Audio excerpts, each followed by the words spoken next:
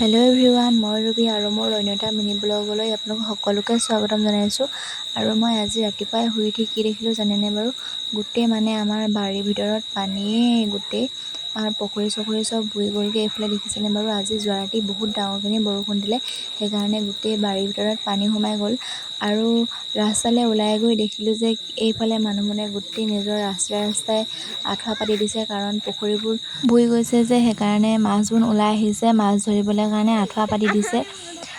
আৰু ইফালে আমি কোনেনো কিমান পাইছে চাবলৈ কাৰণে আহিছোঁ। আমাৰো পাতি থৈ দিয়া আছে বাৰু, আমাৰ লাষ্টত দেখাইছোঁ ৰ'ব কিমান পালে। আৰু এইফালে দেখিছে বাৰু গোটেই সৰু সৰু ল'ৰাখনে কেনেকুৱা কৰি আছে মাছ। আৰু আমাৰ এইফালে চাওক কিমান পালে। কাৰ ঘৰ পুখুৰীৰ পৰা ওলাই আহিলে নাজানো আৰু দেই। এইফালে দেখিছেনে বাৰু অকণমান সৰু সৰুৱে মাছকেইটা, এজনী অকণমান ডাঙৰ।